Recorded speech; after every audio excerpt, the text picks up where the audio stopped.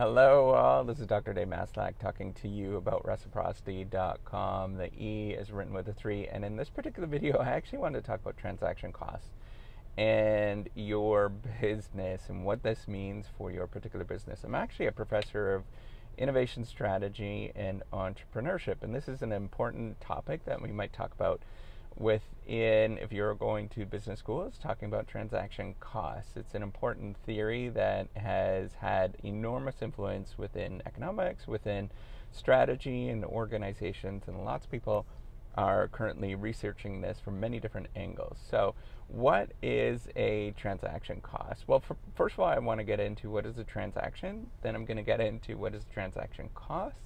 And then finally get into some tips and tricks on why it's important for you to understand what these transactions costs are and what they mean for your business, and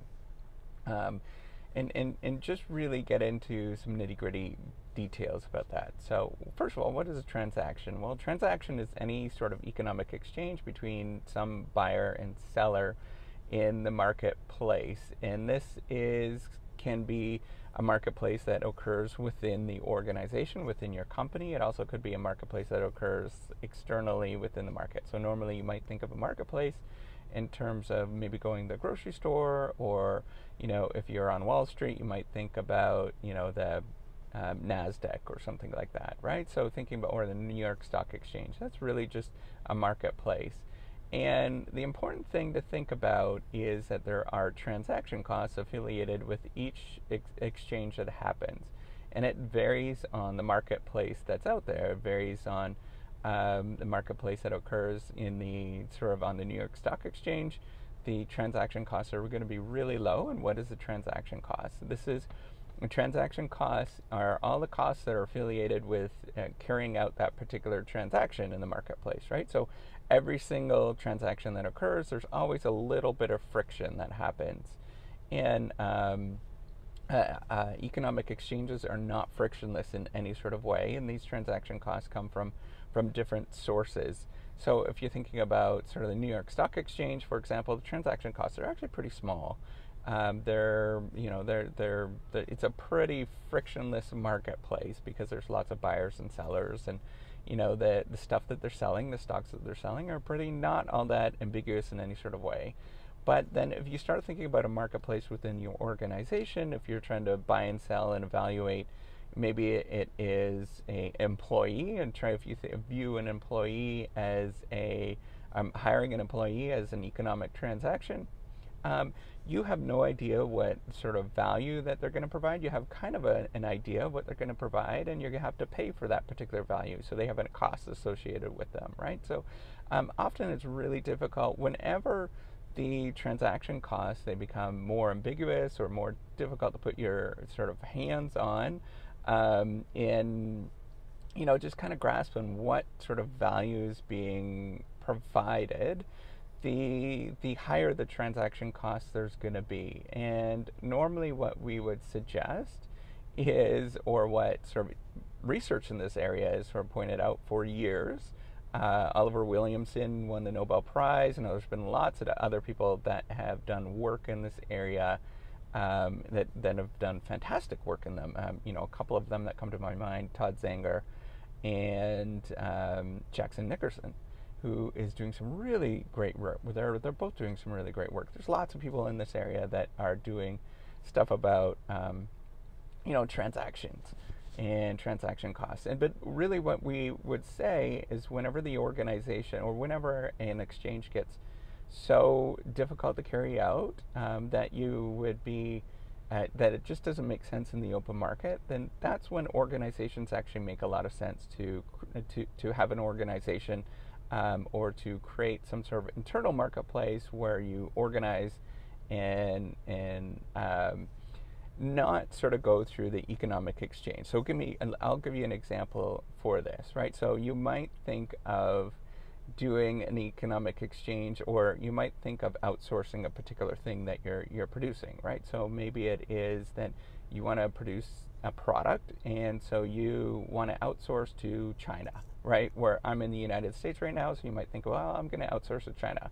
Well, there are costs associated with that just to carry out that particular exchange, right? You often might have to travel to China and meet these people. You have to build relationships with those people before you're going to trust them to actually carry out this particular transaction. And it's just a headache, right? It's a lot of work. And whenever those transaction costs get so high, what you want to do that it's just uncomfortable. What you want to do is actually just have it do it internally and create sort of an organization that's going to do all that stuff internally. So that's why people might not outsource to China, and they might actually just produce and manufacture the stuff that happened or whatever they wanted to produce and manufacture within the United States. That's why it makes sense often to do software development in San Francisco, right? Because that's where their company is located, and they just want to produce something, but they're producing and normally it might be a software company, right? They're producing something that is really ambiguous, hard to put their fingers on, so it's easier just to work with somebody every single day to produce this particular thing. So why am I pointing this out? Why am I discussing this? Why am I actually sitting in my car? I traveled for a long ways yesterday to do an economic exchange, and it was kind of really a unique economic exchange.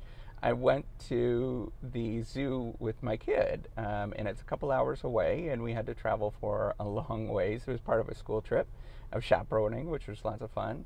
But part of the way and part of when I was driving there, I realized that it was really what I was doing was carrying out a transaction cost, right? I was traveling all that distance to actually go to the zoo, which was fairly inexpensive, to be honest, compared to the actual transaction costs, right? So it cost me a couple of hours. I had to take the day off, all that kind of stuff, compared to what the actual cost of the physical good I was buying. It was like $40 to get into the zoo. So if you think about that, the transaction costs were far outweighing the actual economic exchange, right? And so why did I actually carry this out? Why am I actually pointing this out?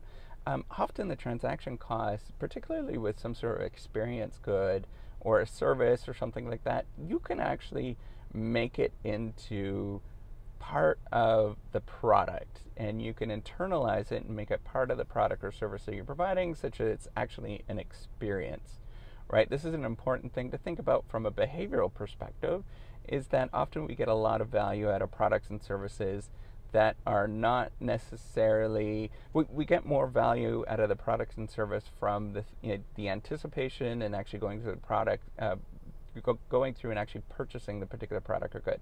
So things like vacations, things like going on a trip like this, right? Like the actual transaction is pretty inexpensive, and it's usually really short, but it's the anticipation and thinking about it that is, and actually going to the particular location that is actually providing a tremendous amount of value. So my kid was actually a lot more excited about going for a bus ride on the bus than he was of actually going to the zoo. And that just sort of illustrates the point that sometimes these transaction costs are not all that clear, but they're a really important part of an economic exchange.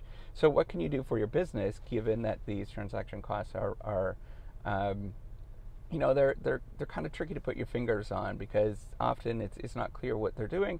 Well, you can make the transaction cost, the stuff of people actually going to purchase your particular good, an actual experience that is wonderful that people are going to appreciate.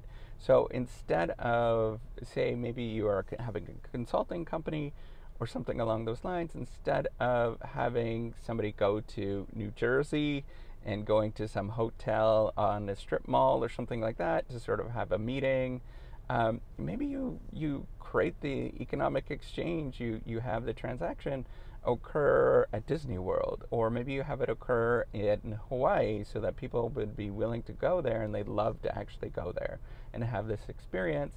And then rather thinking about this entire transaction cost, this sort of expense of doing this particular action, that you are making it wonderful for them, that they are getting more value out of the actual transaction cost than of the economic exchange, right? So that's an important thing to think about.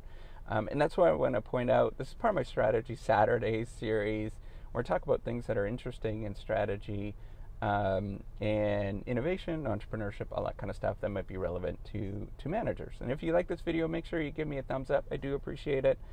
And subscribe to the YouTube channel. I put out stuff out every Saturdays that are relevant to these kind of topics, but you can look at Thursdays as well, and any other day I do put out stuff. Anyways, take care and have a wonderful day. Bye.